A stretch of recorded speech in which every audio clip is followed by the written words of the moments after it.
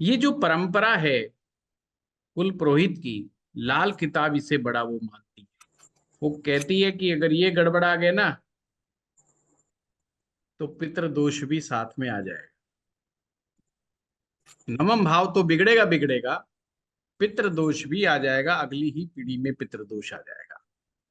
और पितृ दोष पीढ़ी चल दर पीढ़ी चलने वाला एक दोष होता है। तीसरी चीज होती है वो है पीपल का पेड़। गुरु, ब्राह्मण, पीपल का पेड़। पीपल को कटवाना, व्यर्थ का काटना, पीपल के पेड़ का अपमान करना, पीपल के पेड़ में पेशाब कर देना, ये अपने बच्चों को जरूर समझाओ। कभी कभी हम जंगल में जाते हैं और पेशाब करने लग जाते हैं, पुरुषों की बात मैं खास करके कर रहा हूं, तो वो कई बार ध्यान नहीं दे पाते। मैं कहता हूं थोड़ा सा ध्यान दें। कोई भी हमारे यहाँ पर जो पवित्र पेड़ माने जाते हैं, वृक्ष माने जाते हैं, पौधे माने जाते हैं, उन पर पेशाब करने से, मूत्र करने से बचना चाहिए। इसका भी लाल किताब ने दोष माना। एक तो पीपल को बर्बाद नहीं करना, जब उसको काटना नहीं, खास करके उस पीपल के पेड़ को जो खुले में लगा हुआ है उसको नष्ट नहीं करना चाहिए। नहीं तो उसका असर उनकी पुत्र संतान पे जाता है, कई बार तो पीढ़ियां बर्बाद हो जाती है। गुरु का संबंध लाल किताब में आपकी पीढ़ियों से कहा गया।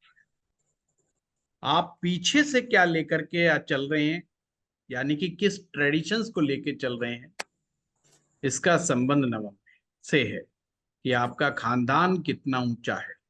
ये नवम भाव बताता है। अब खानदान ऊंचे का मतलब यहाँ पैसे से नहीं है। पैसा तो कलयुग में किसी के पास भी आ सकता है। ये उस खानदान की बात चल रही है कि जिस परिवार में ट्रेडिशंस फॉलो होता है। तो ये ट्रेडिशंस को फॉलो कौन कौन लोग करते हैं, ये बात भी नवम भाव डिसाइड करता है। और चौथी चीज क्या है? चौथी चीज है मंदिर। हिंदू के लिए मंदिर, मुसलमान के लिए मस्जिद, सिख के लिए गुरुद्वारा, बाकी क्रिश्चियंस के लिए चर्च।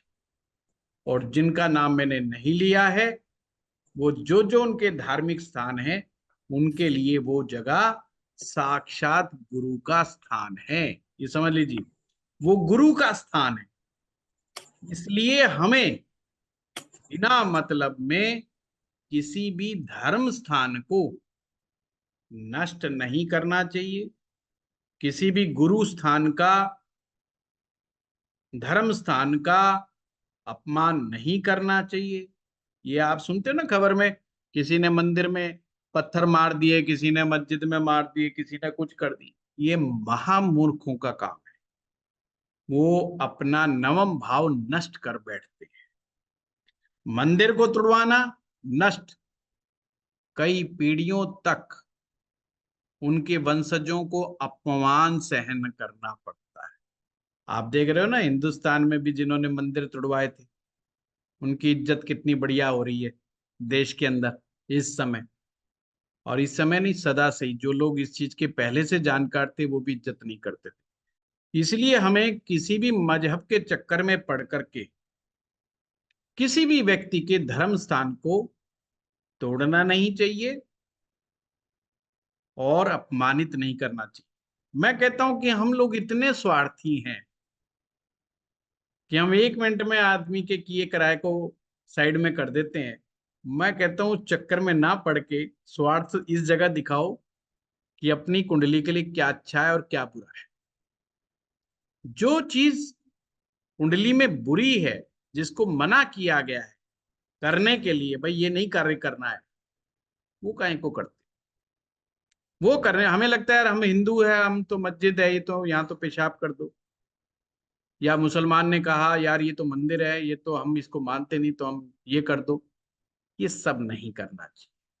इसका डायरेक्ट इम्पैक्ट आपके नवम भाव से पड़ता है। और ये ध्यान रखना, जब नवम भाव कमजोर होने लगता है, आपकी आने वाली पीढ़ियों में दोष पनपने लग जाते हैं, ऋण युक्त संतानें आती, ऐसी ऐसी आत्माएं प्रवेश करती हैं आपके घर परिवारों में फिर आपको बहुत तंग करती है, फिर आपका वही बुढ़ापा खराब कर देती है। मैंने बताया ना, बुढ़ापे का संबंध भी है। फिर अगर एक कपल ऐसा है जिनको अपनी संतान की चिंता सता रही है, तो डेफिनेटली उनका बेचारों का बुढ़ापा अच्छा कैसे बीतेगा? वो तो बीत ही नहीं सकता। वो तो दिमाग में उनके, बच्चा ये कहा नहीं मान रहा, बच्चा उल्टा काम कर रहा है, सीधा काम कर रहा है, उन सब चक्रों के अंदर वो बेचारे पड़े रहते हैं। तो उससे उनको शांति प्राप्त नहीं। तो सिंपल है, 9th हाउस।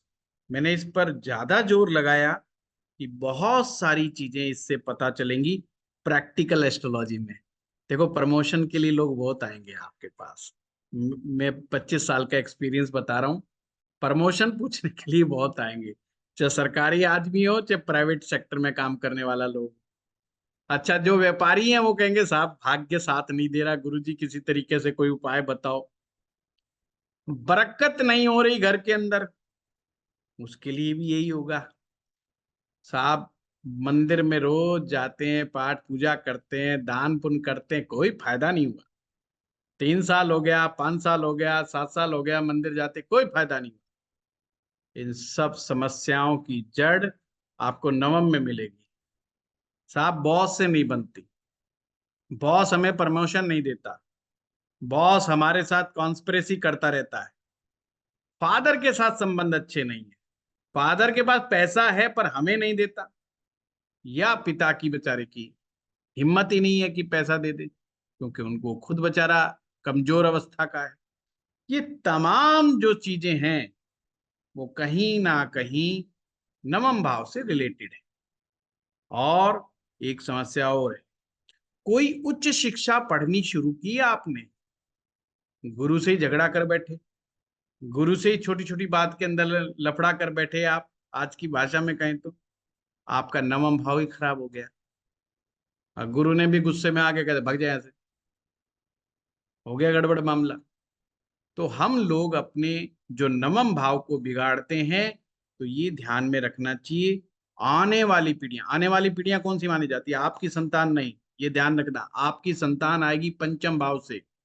आने वाली मतलब संतान की संतान, यानी आप दादा और आपके पोते, आपका पोते पोतियां कैसे होंगे, आपके परिवार, वो ये आपके वो आएंगे ना आने वाली पीढ़ी में, वो नवम भाव से डिसाइड होगा कि आपके पोते पोतियां कैसे होंगे। इंटेलिजेंट होंगे, सुख देने वाले होंगे, या आपको कष्ट देने वाले होंगे, दुख देने वाले होंगे, या आपका नाम ही मिट्टी में मिला देंगे, आपका खामखाई बर्बाद कर देंगे। ये सब नवम भाव से ही ये सारी चीजें हमें पता लगती। आपका कोई प्रश्न है बताइए, शायद मैं कोई चीज भूल रहा हूं, आपके प्रश्न से आ जाए। हाँ, रिपीट मत कीजिएगा और ये मत बोलिए मेरा ग्रह यहाँ बैठा है यहाँ बैठा है। उन चीजों से कोई लाभ नहीं होगा, क्योंकि देखिए मैं कई बार कह चुका हूं, अपनी कुंडली को अपने पास रखिए, मन ही मन में कनेक्ट करके देखिए। कोई डाउट क्लियर क्लियर करना है तो सूत्र को समझिए। मैं हमेशा वैदिक ज्योतिष पढ़ाता हूं चाहे लाल किताब पढ़ाता हूं, एक ही बात कहता हूं, अगर आपको अच्छा ज्योतिषी बनना है तो सूत्र को मजबूत बनाइए। सूत्र ही आपको प्रैक्टिस के अंदर आपका साथ देंगे। ये जो होती है ना कि बनी बनाई खिचड़ी, ये आपका साथ नहीं देती है आपको, है ना। जैसे जो बच्चे क्लास में नकल मार लेते हैं ना आगे पीछे से, वो पास तो हो जाते हैं पर सब्जेक्ट समझ में नहीं आता। इसीलिए आज तो आप पूछ लो कि मेरी कुंडली में फलाना फलाना ग्रह बैठा हुआ है तो इसका क्या होगा, तो मैं दो बात बता भी दूंगा, मुझे फर्क नहीं पड़ता। पर आपकी तरक्की उससे रुक जाएगी। आप सूत्र समझो कि ऐसा क्यों आया, इस पॉइंट पर फोकस ज्यादा करना कि ऐसा क्यों हुआ, वो ज्यादा आपको अच्छा रहेगा, क्योंकि उससे आपका लॉजिक क्लियर हो। हाँ, राहुल जी ने सबसे पहले हैंड रेज किया था, बताइए राहुल। प्रणाम गुरुजी।